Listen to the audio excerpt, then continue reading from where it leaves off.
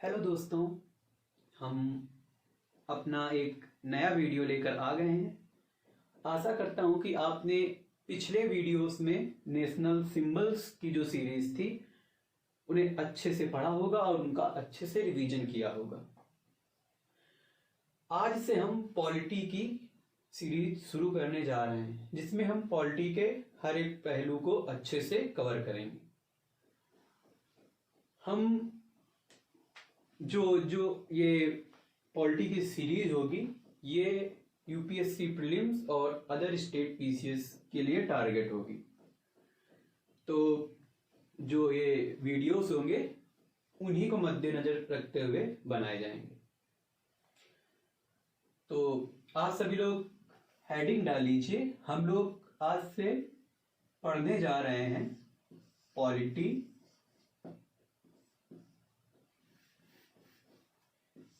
Constitution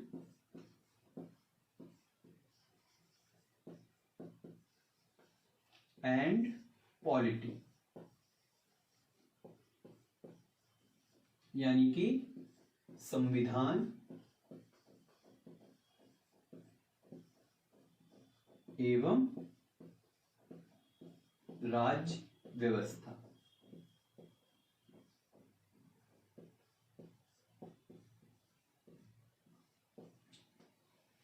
ठीक। अब मैंने यहां पर केवल पॉलिटी क्यों नहीं लिखा या केवल संविधान क्यों नहीं लिखा?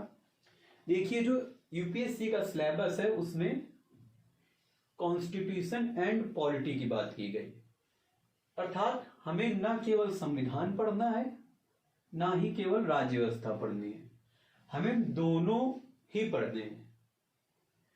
अधिकतर लोग सोचते होंगे कि चाहे पॉलिटी पढ़ लो चाहे कॉन्स्टिट्यूशन पढ़ लो, एक ही तो है।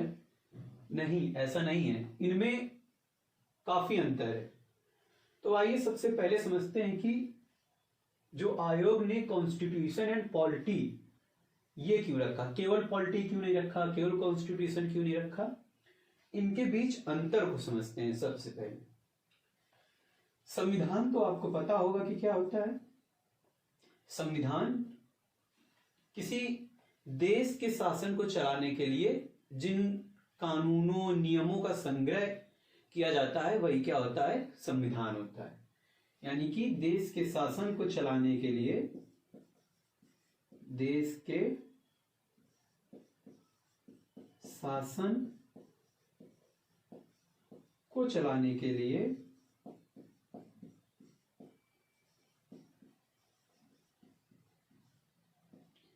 जिन प्रावधानों का संग्रह किया जाता है, जिन प्रावधानों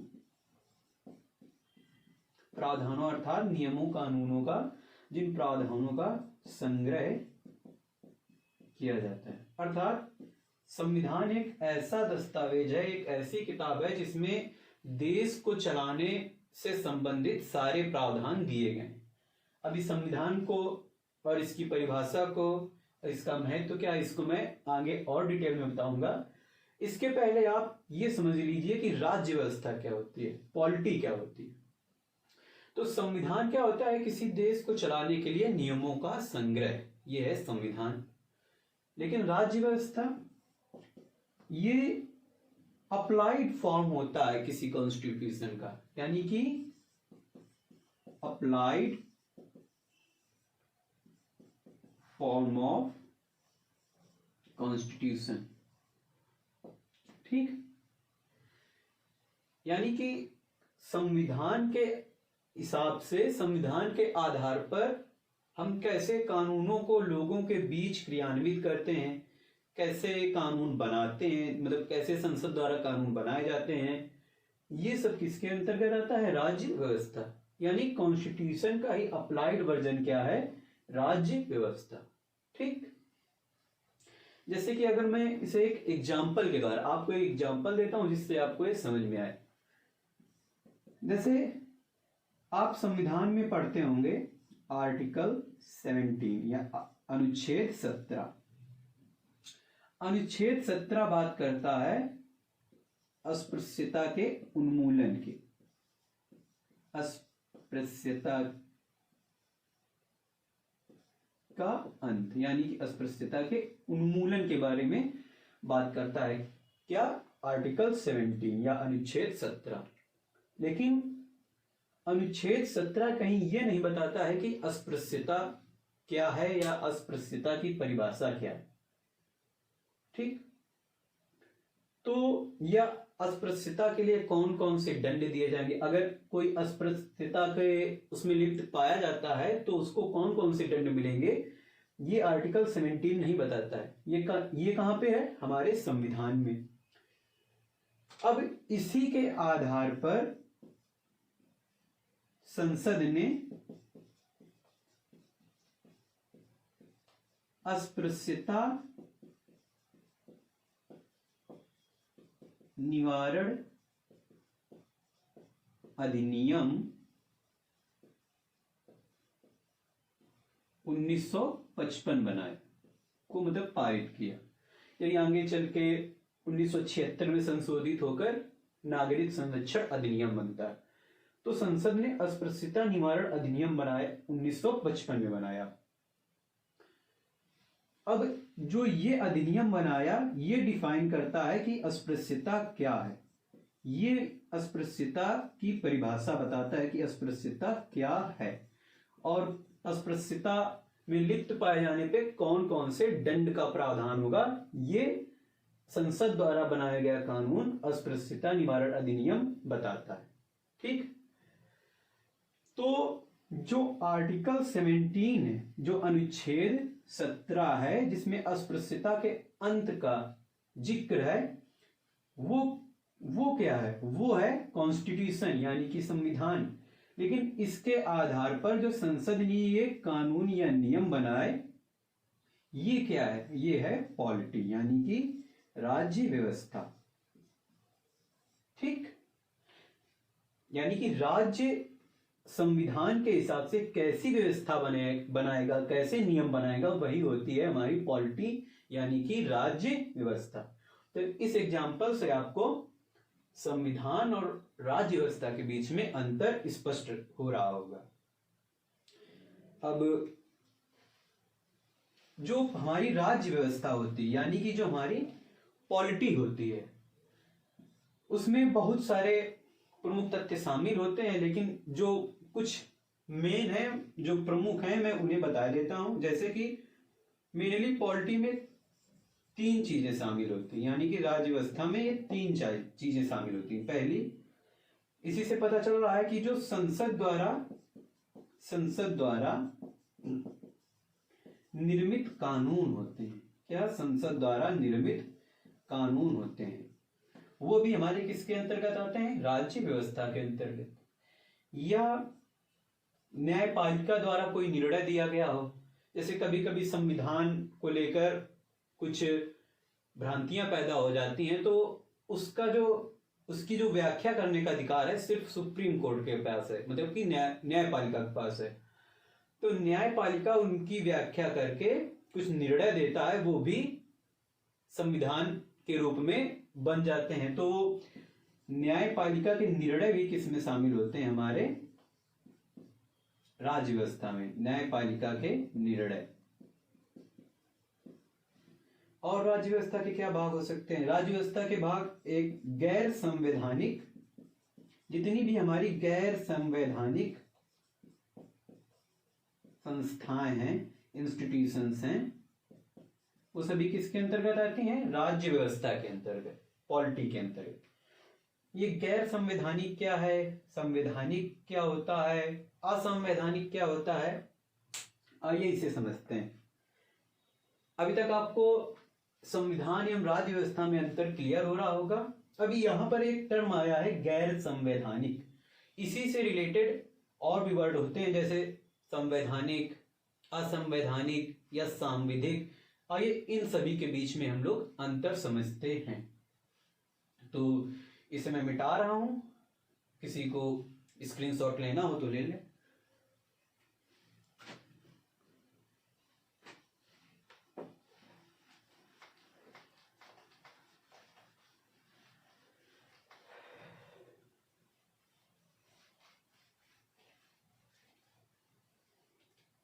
अभी मैंने बात की थी कि जो गैर संवैधानिक संस्थाएं होती हैं, जो गैर संवैधानिक संस्थाएं होती हैं, वो भी किसका भाग होती हैं? हमारी राज्य व्यवस्था का। कैसे होती हैं ये भी आपको क्लियर हो जाएगा। आइए इसी से जुड़े हुए कुछ, इससे पहले जुड़े हुए कुछ और अन्य शब्द समझते हैं। एक शब्द होता है संवैधानिक। ये शब्द आपको पूरी पॉलिटी में बार बार सुनने को, पढ़ने को मिलेंगे। और एक शब्द होता है असंवैधानिक।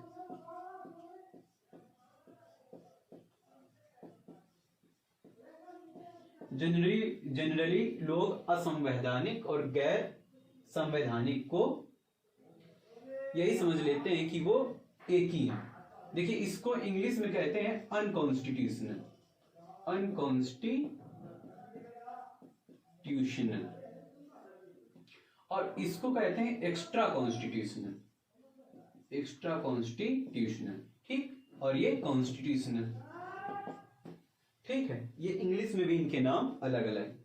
देखिए, जो संवैधानिक शब्द का अर्थ होता है, जो हमारी संवैधानिक संस्थाएं होती हैं, जो या संवैधानिक शब्द का अर्थ होता है, कहीं पर भी जो चीज संविधान में लिखी हुई होती है, जिसका जिक्र संविधान में होता है, संविधान में लिखित चीज जो होती है, वही वो सभी क्या होती हैं? संवैधानिक होती है। जैसे अगर मैं संवैधानिक संस्था की बात करूं तो संविधान में ही आर्टिकल 280 में वित्त आयोग का जिक्र है। किसका जिक्र है? वित्त आयोग का। तो जो हमारी वित्त आयोग है, जो हमारा वित्त आयोग है, वो कैसी संस्था है? वो है संवैधानिक संस्था। और असंवैधानिक, असंवैधानिक का मतलब होता है जो संविधान के जो चीज विरुद्ध हो, यानी कि जो संविधान के हिसाब से ना हो। तो संविधान के विरुद्ध चीजें क्या होती हैं? असंवैधानिक। संविधान के विरुद्ध। अब ये अगर इनकी असंवैधानिक संस्थाओं की मैं बात करूं तो असंवैधानिक संस्थाओं में क्या आ जाएंगे? जैसे हमारे जैसे आतंकवादी, जितने भी आतंकवादी संगठन वगैरह हैं, ये सभी किस में आ जाते हैं?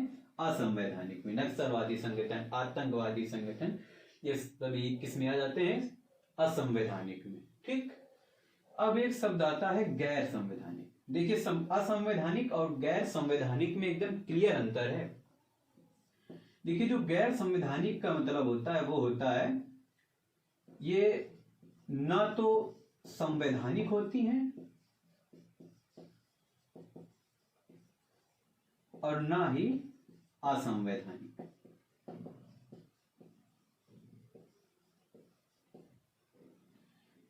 यानी कि गैर संवैधानिक संस्थाएं वो होती हैं जिनका ना तो संविधान में जिक्र होता है और जो ना ही संविधान के खिलाफ होती हैं। संविधान के खिलाफ बिल्कुल नहीं होती हैं। ये संविधान के खिलाफ ना होके जो संविधान के उद्देश्य हैं, जो संविधान के उद्देश्य हैं, उनको आगे बढ़ाने का काम करती हैं।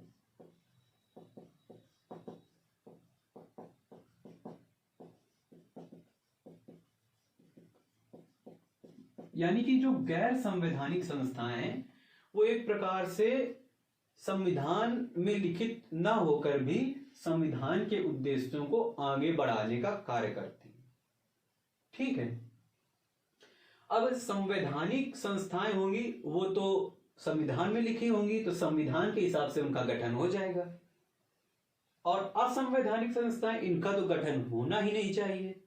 लेकिन जो गैर संवैधानिक संस्थाएं ना तो संविधान में उल्लिखित हैं ना ही संविधान के विरुद्ध हैं, तो इनका जो गठन होता है वो कैसे होता है? तो जो हमारी गैर संवैधानिक संस्थाएं हैं उनका भी गठन दो प्रकार से होता है। एक संसद के द्वारा, संसद के द्वारा किसी संस्था का गठन किया जाए तो क्या होती है? गैर संवैधानिक। या राष्ट्रपति मंत्री परिषद की सलाह पर मंत्रिपरिषद की सलाह पर। ये सारे टर्म आगे आपको बताए जाएंगे कि क्या है मंत्रिपरिषद। राष्ट्रपति मंत्रिपरिषद की सलाह पर। तो सॉरी दोस्तों, कुछ टेक्निकल इशू आ गया था, तो अब वीडियो को अपने आगे शुरू करते हैं। तो हम कहाँ पढ़ रहे थे? हम पढ़ रहे थे कि जो हमारी गैर संवैधानिक संस्थाएं होती हैं वो दो प्रकार से गठित होती हैं। इसके पहले हमने संवैधानिक और असंवैधानिक की बात की। तो संवैधानिक तो संविधान में लिखित होती हैं, उनके हिसाब से उनका गठन हो जाता है, जैसे वित्त आयोग आर्टिकल 280 के हिसाब से। और असंवैधानिक का मैंने बताया कि उनका तो गठन होना ही नहीं चाहिए क्योंकि वो संविधान के विरुद्ध होती हैं, जैसे आतंकवादी संगठन वगैरह। हम बात कर रहे थे कि जो गैर संवैधानिक संस्थाएं हैं, जो गैर संवैधानिक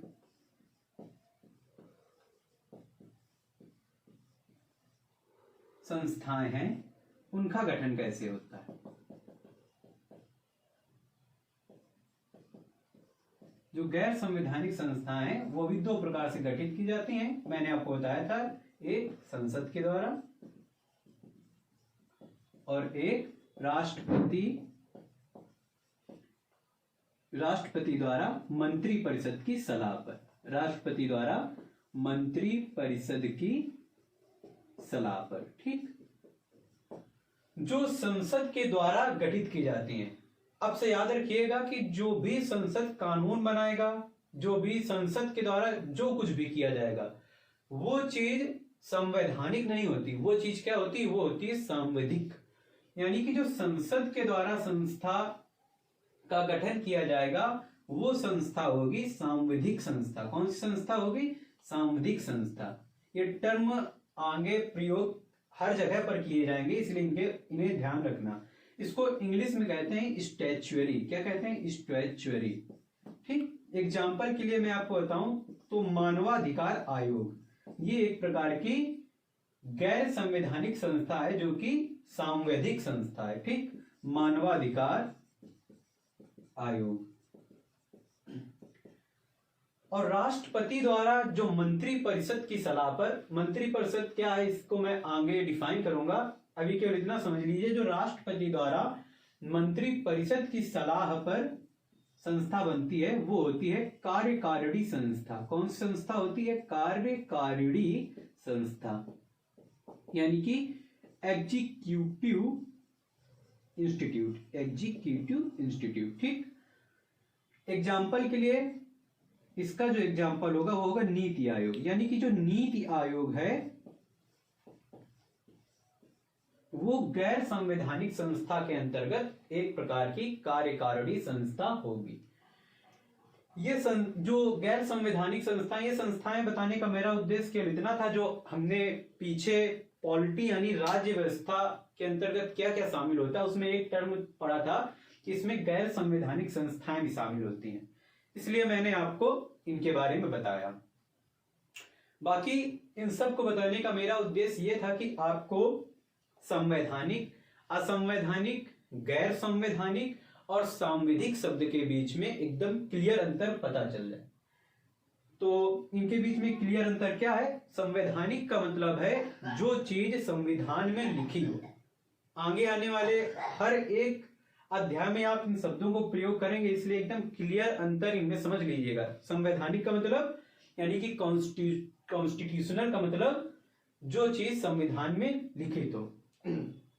असंवैधानिक का मतलब कोई ऐसी चीज जो संविधान के विरुद्ध हो, यानी कि अनकॉन्स्टिट्यूशनल इंग्लिश में से बोलते हैं। और गैर संवैधानिक का मतलब जो ना तो संविधान में लिखित हो और ना ही संविधान के विरुद्ध हो, बल्कि संविधान के उद्देश्यों को आगे बढ़ाने में गैर संवैधानिक संस्था मतलब काम करती है। तो गैर संवैधानिक एक्स्ट्रा कॉन्स्टिट्यूशनल। और सांविधिक का मतलब जो चीज संविधान में ना लिखी हो लेकिन संसद के द्वारा बनाई जाती हो, यानी कि जो संसद के कानून होते हैं वो कैसे होते हैं? सांविधिक होते हैं, संसद द्वारा निर्मित, ठीक। तो अब आपको जो कॉन्स्टिट्यूशन है और पॉलिटी है इसके बीच में एकदम क्लियर अंतर समझ में आ रहा होगा। हमें इन्हें एक साथ पढ़ना है, दोनों को अलग अलग नहीं पढ़ना है।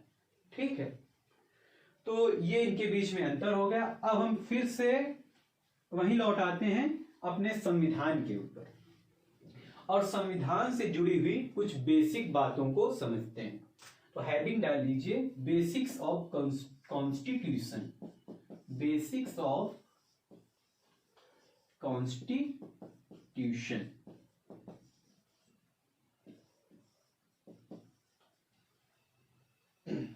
देखिए, जो हमारा संविधान है ये कैसे बनना स्टार्ट हुआ, या भारत का जो संवैधानिक विकास है वो किस तरह हुआ, इसको हम आधुनिक भारत पढ़ते समय कवर करेंगे।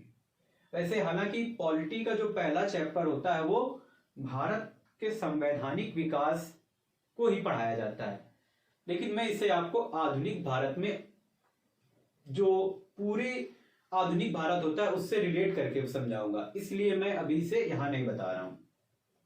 लेकिन फिर भी जो संविधान है, जो संविधान की पुस्तक है, उससे जुड़ी मैं कुछ जरूरी चीजें आपको बताता हूं।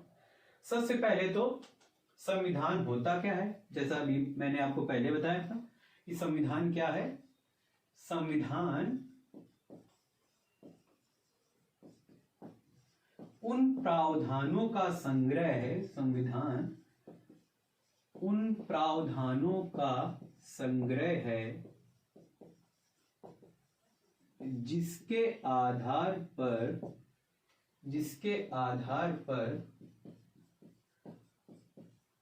देश का शासन चलाया जाता है।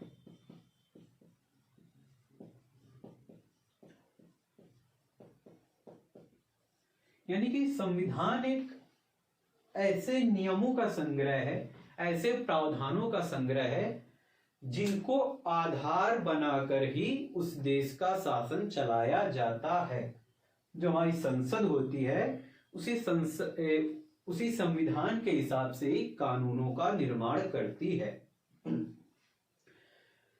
अब मैं संविधान एक आपसे पूछूं कि जो इस किसी भी देश में जो सर्वोच्च कानून होता है, यानी कि जो सबसे बड़ी विधि होती है, जो सर्वोच्च विधि होती है, वह कौन होती है। तो अभी मैंने कहा था जो संसद होती है वो कानून किसको आधार बना के बनाती है, संविधान को। यानी कि जो कानून बनाने के लिए भी हमें किसी चीज की आवश्यकता पड़ती है तो होता है संविधान। यानी कि जो कानूनों का भी कानून है वो क्या है, संविधान। तो इससे आपको स्पष्ट हो रहा होगा कि किसी भी देश का जो सर्वोच्च कानून होता है या देश की सर्वोच्च विधि संविधान होती है। ठीक, देश की सर्वोच्च विधि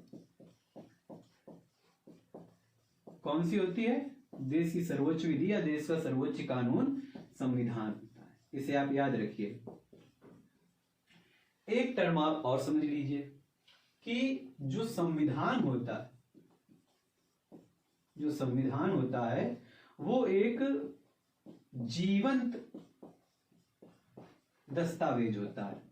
यानी कि जो हमारा संविधान है वो कोई ऐसा नहीं कि अक्रिय है। यहां पर जीवंत दस्तावेज से क्या तात्पर्य है, हमें पता है कि समय समय पर जो संविधान है उस पर संशोधन किए जाते रहते हैं।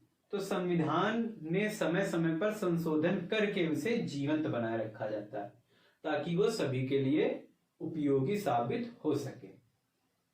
ठीक, ताकि संविधान की प्रासंगिकता बनी रहे, इसलिए संविधान में संशोधन किए जाते हैं और इस प्रकार से उसे क्या रखा जाता है, जीवंत रखा जाता है। तो इस सेंस में कहा जाता है कि संविधान एक जीवंत दस्तावेज है।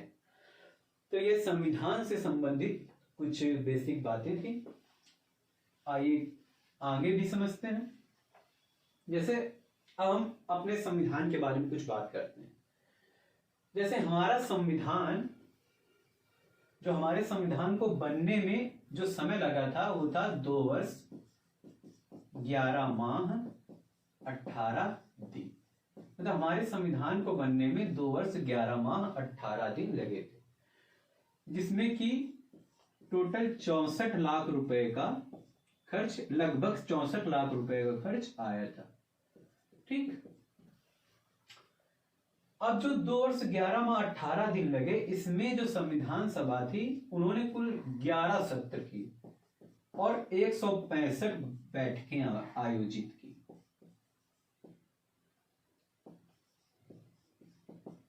जिसमें कि जो हमारी अंतिम बैठक होती, जो संविधान सभा की जो अंतिम बैठक थी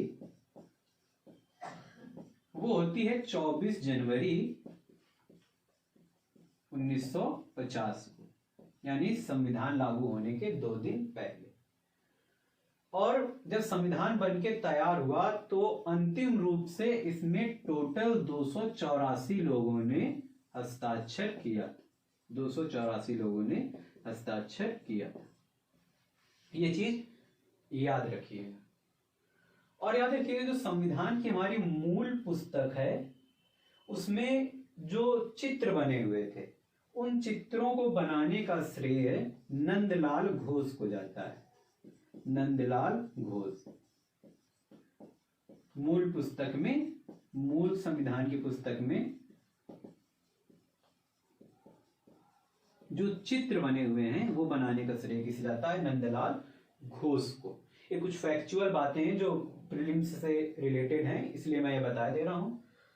और जो संविधान था उसकी हस्तलिखित प्रतिलिपि तैयार की गई थी, यानी हस्तलिखित कॉपी तैयार की गई थी। तो जो हस्तलिखित कॉपी तैयार करने का श्रेय है, जिन्होंने हस्तलिखित कॉपी तैयार की थी संविधान की, वो कौन थे? प्रेम बिहारी राय जादा। कौन थे? प्रेम बिहारी राय जादा। इसे भी आप याद रखिएगा। ठीक, तो ये कुछ बेसिक बातें थी जो संविधान से जुड़ी थी। अब आप 2 वर्ष 11 माह 18 दिन बाद हमारा संविधान बनके तैयार होता है। फाइनली कब तैयार होता है? तैयार होता है 26 नवंबर 1949 को। कब तैयार होता है? 26 नवंबर 1949 को। इसी दिन हमने अपने संविधान को स्वीकार किया था। ठीक है।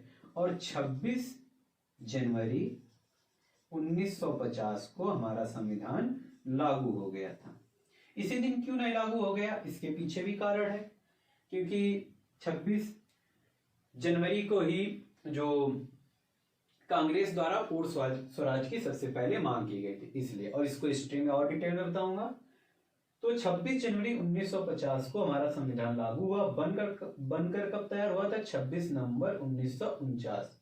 इसीलिए हर साल 26 नवंबर को ही हम क्या मनाते हैं? संविधान दिवस। क्या मनाते हैं? संविधान दिवस। जो पहली बार संविधान दिवस था वो मनाया गया था 2015 को, 26 जनवरी 2015 को। ठीक, पहली बार संविधान दिवस 26 नवंबर 2015 को, पहली बार संविधान दिवस 26 नवंबर 2015 को बनाया गया था। ठीक, इसे याद रखिएगा। इसके पहले 26 नवंबर 2015 से पहले हम इसे संविधान दिवस को कानून दिवस के रूप में भी मनाते थे। ठीक, अब जिस दिन संविधान बनकर तैयार हुआ था, यानी कि 26 नवंबर 1949, तो इसी दिन कुछ आर्टिकल तत्कालीन प्रभाव से लागू हो गए थे, यानी कि उसी समय लागू हो गए थे। वो टोटल आर्टिकल थे 15, यानी कि 15 आर्टिकल 26 नवंबर 1949 को ही लागू हो गए थे। अब ये 15 आर्टिकल्स में 4 प्रावधान हैं। ये 4 प्रावधान हमें याद रखने होते हैं। यानी कि जो 15 आर्टिकल थे वो किन किन प्रावधानों से संबंधित थे? वो 4 प्रावधानों से संबंधित थे। पहला, नागरिकता से संबंधित, यानी कि नागरिकता से संबंधित अनुच्छेद 26 नवंबर 1949 को ही लागू हो गए थे। दूसरा, निर्वाचन से संबंधित, निर्वाचन। तीसरा, अंतरिम संसद से संबंधित। चौथा, संक्रमणकालीन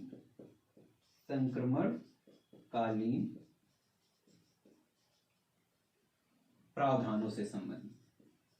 ठीक, ये लागू हो गए थे हमारे 26 नवंबर 1949 को हुई।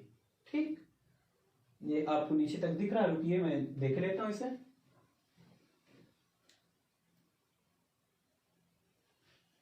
ठीक, तो ये 4 प्रावधान कब लागू हो गए थे? 26 नवंबर 1949 को। तो इसे याद रखिएगा। ठीक, इसका स्क्रीनशॉट ले लीजिए, फिर मैं इसे मिटा देता हूं।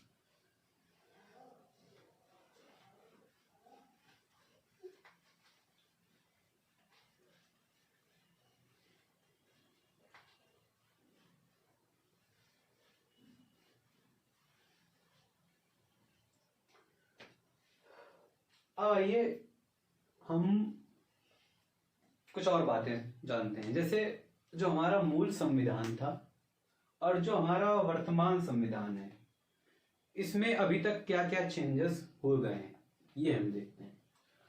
तो इसे हम अंतर के माध्यम से समझेंगे। तो मूल संविधान और वर्तमान संविधान। वर्तमान संविधान,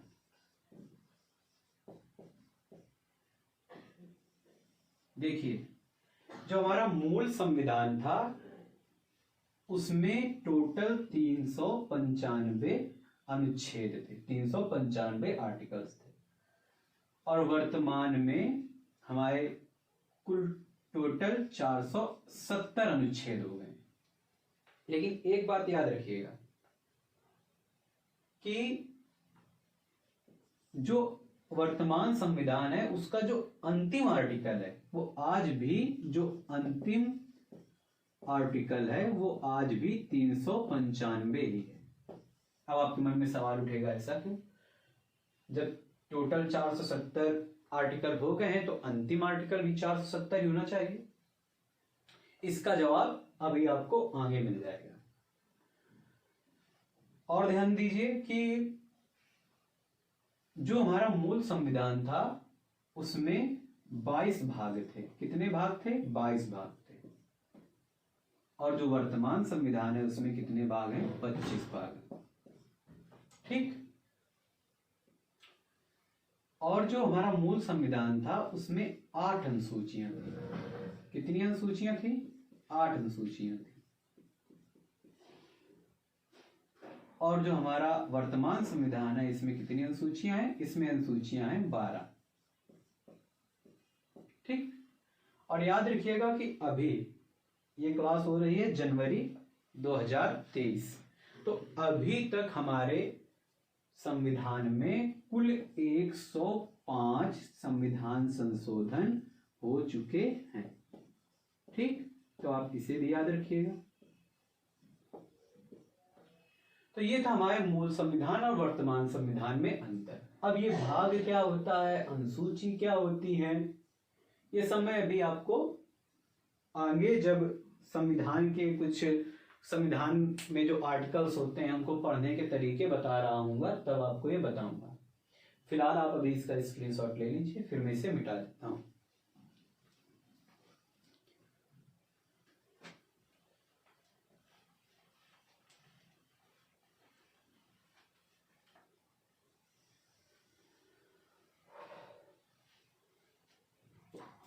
आइए अगली बात को समझते हैं। देखिए जो संविधान होता है यानी कि जो कॉन्स्टिट्यूशन होता है वो 2 तरह का होता है। जो कॉन्स्टिट्यूशन होता है वो 2 तरह का होता है। एक होता है लिखित संविधान। कौन सा? लिखित संविधान। और एक संविधान होता है अलिखित संविधान। कौन सा संविधान? अलिखित संविधान। देखिए जो लिखित संविधान होता है, अगर आपको समझ आ रहा होगा, जो लिखित दस्तावेजों के रूप में है वो लिखित संविधान। ठीक है, अगर मैं आपको लिखित संविधान का एग्जाम्पल दूं तो यूएसए यानी कि अमेरिका। एक बात याद रखिएगा कि जो सबसे पहले जिस देश ने लिखित संविधान को अपनाया था वो यूएसए ही था। यानी कि यूएसए में लिखित संविधान पाया जाता है और यूएसए ने ही सबसे पहले लिखित संविधान को अपनाया था। सबसे पहले। दूसरा एग्जाम्पल आपको दूं तो दूसरा एग्जाम्पल भारत में भी लिखित संविधान है। और ध्यान रखिएगा जो भारत का लिखित संविधान है वो विश्व का सबसे बड़ा लिखित संविधान है। ठीक।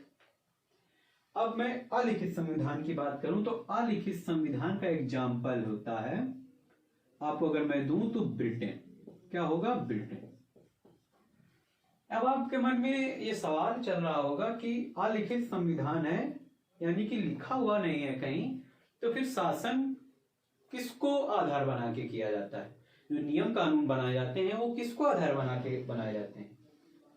तो ध्यान रखिए जो अलिखित संविधान होता है, जो अलिखित संविधान होता है वो आधारित होता है कन्वेंशन पर। किस पे? कन्वेंशन पर, यानी कि परंपराओं पर आधारित होता है। किस पर आधारित होता है? परंपराओं पर। ठीक। इसका क्या मतलब है? देखिए जो अलिखित संविधान होता है उनमें जो शासन प्रणाली चलाई जाती है वो जो पिछली परंपराएं चली आ रही हैं उनको आधार बनाकर कानून बनाए जाते हैं।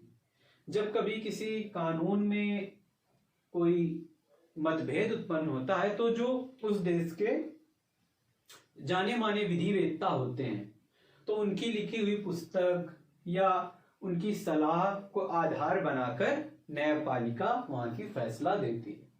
ठीक। तो अलिखित संविधान कहाँ का है? ब्रिटेन का। किस पे आधारित है? कन्वेंशन पे, यानी कि परंपराओं पर आधारित है। ठीक। तो ये संविधान के दो रूप हो गए। इसका स्क्रीनशॉट ले लीजिए, फिर मैं मिटा दूंगा।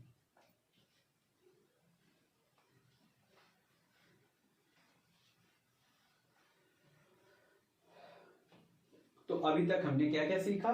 कॉन्स्टिट्यूशन एंड पॉलिटी, इनमें अंतर सीख लिया, इससे जुड़े जो शब्द थे वो भी सीख लिए, संविधान के बारे में थोड़ी सी बेसिक जानकारी ले ली, संविधान कितने तरह के होते हैं इनकी भी जानकारी ले ली।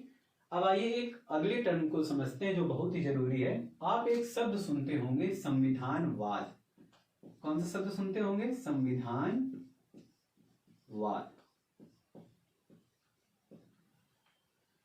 ठीक। ये क्या होता है संविधानवाद? इससे इस शब्द को पढ़ के आपके मन में इसका उत्तर भी जन्मा होगा। आपने सोचा होगा संविधानवाद यानी कि संविधान के अनुसार शासन, संविधान के प्रावधानों के अनुसार शासन। लेकिन संविधानवाद का जो वास्तविक मतलब होता है वो होता है सीमित शासन। सीमित शासन यानी कि जो शासन हो वो मनमाना ना हो। कैसा ना हो? मनमाना ना हो। यानी उसमें ये नहीं कि जो शासक है वो मनमाने तरीके से कानून का निर्माण कर रहा हो, उन्हें लागू कर रहा हो। तो जो संविधानवाद होता है वो सीमित शासन को प्रदर्शित करता है। अब आपके मन में जो संविधानवाद का उत्तर जन्मा था वो एक्चुअल में संविधानवाद को प्राप्त करने के स्रोत है। यानी कि सीमित शासन या संविधानवाद को कैसे पाया जा सकता है, वो किन किन तरीकों से पाया जा सकता है। जैसे आपके मन में जो भी उत्तर इसका जन्मा कि संविधानवाद को यदि संविधान के अनुसार किसी देश में यदि संविधान के अनुसार शासन होने लगे, यानी कि संविधान के प्रावधानों के अनुसार शासन होने लगे, तो सीमित शासन या संविधानवाद की प्राप्ति हो जाएगी। कैसे? मान लीजिए किसी देश का कोई संविधान है, तो संविधान उस देश की जो शासन प्रणाली है उसको सुव्यवस्थित तरीके से चलाने के लिए ही बनाया गया होगा। तो यदि संविधान के अनुसार ही शासन होने लगे तो ये बात कन्फर्म है कि मतलब फिर उसके बाद वहां जो शासक है वो मनमाने तरीके से कुछ नहीं कर पाएगा, उसको संविधान के दायरे में बंधा होना पड़ेगा। ठीक है। यदि सच में संविधान के अनुसार शासन हो रहा है तो ठीक। और भी इसके कई साधन हो सकते हैं, जैसे लोकतांत्रिक शासन। लोकतांत्रिक शासन, लोकतांत्रिक शासन का अर्थ क्या है? यानी कि शासन में जनता की भी भूमिका हो। जैसे जनता की भूमिका कैसे? जो शासक चुने जाते हों, जो वो जनता के प्रतिनिधि के रूप में हो। तो अगर जनता के प्रतिनिधि के रूप में ही शासक चुने जाएंगे, यानी कि जो शासन हो उसमें जनता की भी भूमिका हो, तो भी वो शासन सीमित ही रहेगा। उसमें भी राजा मनमाने तरीके से या शासक मनमाने तरीके से कोई भी कानून नहीं बना पाएगा। और जैसे नागरिकों के पास अधिकार हो, यानी कि अधिकारों का होना, ये अगर अधिकार होंगे नागरिकों के पास, तो जैसे हम लोग भारत के नागरिकों के पास मौलिक अधिकार हैं, इसके तहत जो नागरिक होते हैं वो अपने अधिकारों की मांग कर सकते हैं, सरकार से सवाल कर सकते हैं, ना मिलने पर न्यायपालिका से भी गुहार लगा सकते हैं। यानी कि अगर आपके पास या उस देश के नागरिक के पास अधिकार हैं तो भी एक प्रकार से सीमित शासन बना रहेगा। तो ये सभी हैं संविधानवाद को प्राप्त करने के स्रोत। ठीक, संविधानवाद का एग्जैक्ट मीनिंग सीमित शासन। अब अगर आपने इतना समझ लिया तो मैं आपके सामने कुछ वाक्य रख रहा हूं, उन वाक्यों को आप बताइए कि वो सही हैं या नहीं सही हैं। जैसे कि मैं अगर कहूं संविधानवाद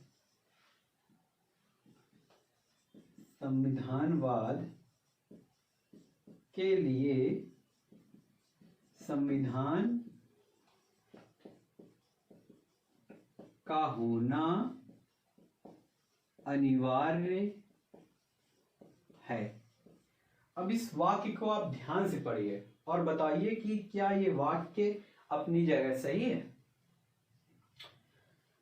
देखिए, संविधानवाद के लिए संविधान का होना अनिवार्य नहीं है, क्योंकि अभी हमने पढ़ा कि संविधानवाद का मतलब क्या होता है कि जो शासन हो वो सीमित हो, यानी जनता के हित के लिए बना हो। तो जरूरी नहीं कि उसके लिए संविधान का होना अनिवार्य हो। बिना संविधान के भी एक अच्छा, एक लोक कल्याणकारी शासन बनाया जा सकता है। जैसे कोई देश है, वहां उसका, जैसे हम लोग प्राचीन काल में पढ़ते हैं मौर्य काल, गुप्त काल के बारे में, तो वो कैसे, जैसे मौर्य काल, तो वो सब कैसे काल थे, वो सभी एक लोक कल्याणकारी राज्य के उदाहरण थे। यानी कि जो वहां का शासन था एक प्रकार से सीमित शासन था, यानी कि जनता के हित के लिए ही जो कानून नियम बनाए जाते थे वो बनते थे। तो जरूरी नहीं कि संविधान अनिवार्य हो संविधानवाद के लिए। तो ये वाक्य गलत। ठीक, अगर इसी प्रकार मैं अगला वाक्य लिखूं, ध्यान से देखिएगा, संविधान के बिना भी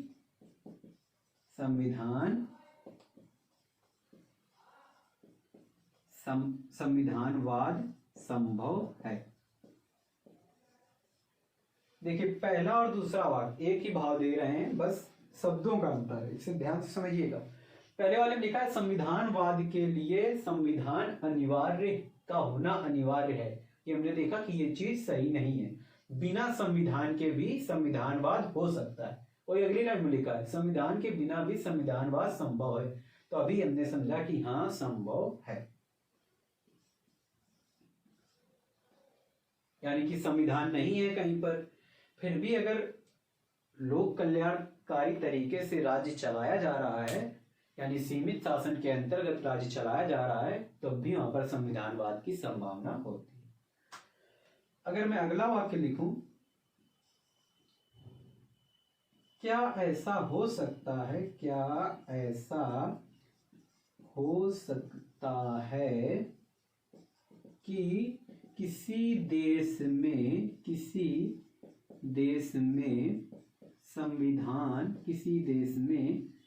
संविधान हो परंतु संविधानवाद नहीं।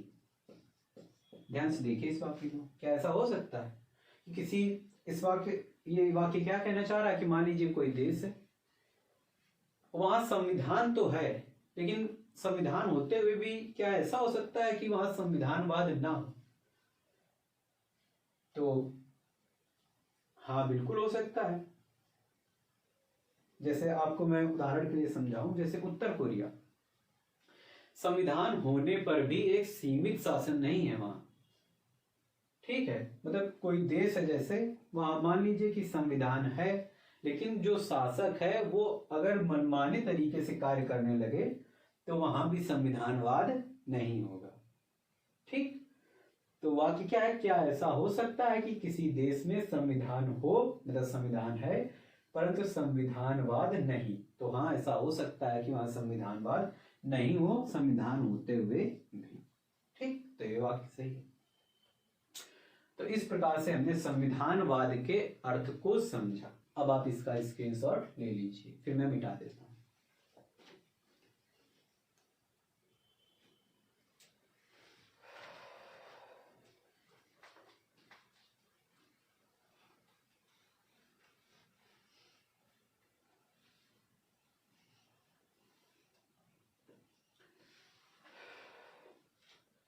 अब कुछ अगली बातें समझते हैं। जैसे अभी मैंने आपसे कहा था कि ये भाग, अनुसूची, जो ये शब्द लिखे हैं ये सभी क्या हैं। तो आइए अब इसी को समझते हैं। देखिए, जो हमारा संविधान होता है, जो हमारा संविधान होता है वो बटा होता है कई भागों, वो बटा होता है कई भागों में। जो भाग होते हैं वो बटे होते हैं कई अध्याय में, और जो अध्याय होते हैं उनके अंदर होते हैं कई सारे आर्टिकल्स, यानी कि अनुच्छेद। और जो आर्टिकल होते हैं उनके भी कई होते हैं क्लॉज, यानी कि खंड। और जो क्लॉज होते हैं उनके भी होते हैं क्या, सब क्लॉज, यानी कि उपखंड, यानी कि उपखंड। ठीक, तो जो संविधान होता है वो कई भागों में बटा होता है। क्यों? देखिए, जो संविधान की पुस्तक है, ऐसा नहीं है कि वो कोई 2-4 पेज की पुस्तक हो। उसमें कई सारे नियम कानून, बहुत सारे नियमों और कानूनों का संग्रह है हमारा संविधान। तो जो भाग हैं उनमें, जो संविधान है उनमें कई प्रकार के मुद्दे हैं, कई प्रकार के विषय हैं, और सभी विषय अपने आप में काफी बड़े बड़े नियमों संग्रह का संकलन है। तो एक ही प्रकार के विषय संविधान में क्या किए गए हैं, एक एक जगह पर रख दिए गए, एक एक भाग में। तो एक ही प्रकार के विषय सभी एक एक जगह, कई संविधान को इसीलिए कई भागों में बांट दिया गया है, ताकि एक, जब जैसे अगर नागरिकता संबंधित कोई चीज पढ़नी हो तो जिस भाग में नागरिकता दी है तो हम वही भाग डायरेक्ट खोलें, उसके लिए कोई और पेज ना, और किसी पेज में ना उलझे। तो कुल मिला के जो ये भागों का, जो मतलब ये संविधान को बांटा गया है, ये कोई रॉकेट साइंस नहीं है। बस ये इसलिए बटे हैं कि संविधान को अच्छे से, सुव्यवस्थित तरीके से और आसानी से पढ़ा जा सके। ठीक है, तो संविधान को बांट दिया भागों में। अब देखिए, जो भाग होते हैं वो बटे होते हैं अध्याय में, लेकिन ऐसा भी नहीं है कि प्रत्येक भाग अध्याय में ही बटा हो। देखिए, जो भाग छोटे हैं, जो विषय मान लीजिए छोटे थे, उनका भाग छोटा होगा, तो वो उनको फिर आगे अध्याय में बांटने की जरूरत नहीं थी। जो भाग बहुत बड़े थे उनमें भी कई विषयों में जो अलग अलग तथ्य निकल के आ रहे थे, तो उन भागों में भी उनको कई अध्यायों में बांट दिया गया। ठीक है, लेकिन सभी भाग जरूरी नहीं कि अध्याय में बटे हों, क्योंकि सभी भागों का जो साइज है वो एक तरह का नहीं कि एक भाग, मतलब सभी भाग इक्वली बटे हों। अब जो अध्याय थे, तो अध्याय में भी एक चीज से संबंधित कई प्रकार के तथ्य सामने आ रहे थे, तो उन अध्याय में भी कई प्रकार के आर्टिकल रखे गए। इसी प्रकार उस आर्टिकल में कुछ नए प्रावधान जुड़ने होते हैं, या उस आर्टिकल कोई आर्टिकल बहुत लंबा खिंच रहा होता है या उस विषय से संबंधित कोई अन्य प्रावधान निकल के सामने आ रहा होता है तो उन्हें खंडों में फिर उपखंडों में बांटा जाता है। कुल मिला के ये जो बंटवारा है वो संविधान की पुस्तक को अच्छे से आसानी से पढ़ने के लिए किया जाता है। तो ये आपको समझ आ रहा होगा, ठीक है। अब आइए हम ये सीखते हैं कि जो आर्टिकल्स होते हैं बहुत लोगों को उनको पढ़ना ही नहीं पता होता है, तो उन्हें पढ़ना सीखते हैं। जैसे अगर मैं आपसे बोलूं कि लिखा है आर्टिकल 39, मतलब अगर ऐसे लिखा हो 39A और एक आप लिखा पाते होंगे 39A, तो इन दोनों को पढ़ें कैसे? बहुत लोगों को इनको पढ़ना ही नहीं पता है। तो अभी मैंने आपको बताया था कि कोई भी आर्टिकल होता है, अगर उसके उस विषय से संबंधित कोई अन्य चीज सामने आ रही होती है तो उसे कई खंडों में बांटा जाता है। तो किसी आर्टिकल के आगे अगर ब्रैकेट में, ध्यान रखिएगा, ब्रैकेट में कोई भी वो लेटर लिखा है तो उसका क्या होता है? खंड होता है। क्या होता है? खंड। लेकिन अगर बिना ब्रैकेट के आर्टिकल के आगे कोई भी लेटर लिखा है, जनरली जो ब्रैकेट के अंदर होगा वो हमेशा स्मॉल लेटर में होता है। तो बिना ब्रैकेट के अगर आगे लिखा है तो ये इसका खंड नहीं होता है, ये एक स्वतंत्र आर्टिकल होता है। ये एक स्वतंत्र आर्टिकल होता है। और जो अगर ब्रैकेट में कुछ लिखा है तो ये इसी का खंड होता है। अब इसे पढ़ेंगे कैसे? इसे पढ़ने के लिए हम लोग बोलेंगे आर्टिकल 39 क्लॉज ए। अगर हिंदी में कहें तो अनुच्छेद 39 का खंड ए। देखिए दोनों आर्टिकल अपने आप में अलग हैं। 39 क्लॉज ए जो बात करता है वो कहता है ये दोनों ही डीपीएसपी हैं, लेकिन दोनों का एक दूसरे से कोई संबंध नहीं है, ना ये इसका कोई खंड है, ये एक स्वतंत्र आर्टिकल है। 39 क्लॉज ए ये कहता है कि देश के स्त्री एवं पुरुष के जो मतलब देश के नागरिक हैं उनको जीविका के लिए उचित साधन मुहैया कराने की बात करता है राज्य के द्वारा। और जो आर्टिकल 39A है, आर्टिकल 39A है, ये बात करता है सामाजिक न्याय एवं निःशुल्क न्यायिक सहायता की। तो दोनों अपने आप में अलग आर्टिकल है, ठीक। अगर आपके आगे ये लिख दिया जाए, जैसे आप पढ़ते हैं ये लिखा हो तो आप इससे कैसे पढ़ेंगे? तो मैंने बताया अगर आर्टिकल जो लिखा है उसके आगे ब्रैकेट में कुछ लिखा है तो ये जो ब्रैकेट वाला होता है ये इसका क्या होता है? खंड होता है। क्या होता है? खंड। अब इसके आगे भी कुछ लिखा है तो ये इसका क्या होगा? उपखंड। ये कैसे बटे थे ये मैंने आपको बताया ही था। तो इसे कैसे पढ़ेंगे? इसे पढ़ेंगे article 19 clause 1 sub clause A, ठीक। अनुच्छेद 19 का खंड 1 का उपखंड ए, इसे हम लोग इस प्रकार से पढ़ेंगे, ठीक है। तो इस प्रकार से हम लोग जो आर्टिकल्स हैं इनको पढ़ते हैं। बहुत लोगों को इनमें कंफ्यूजन होती है, इसलिए मैंने ये बता दिए।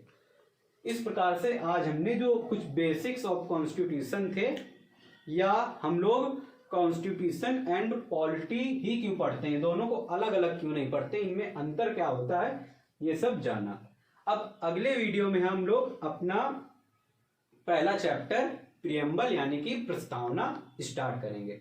तो आज जो भी पढ़ा इसे अच्छे से रिवाइज करिए, इसके नोट्स बना लीजिए। मिलते हैं अगले वीडियो में। धन्यवाद। जय हिंद।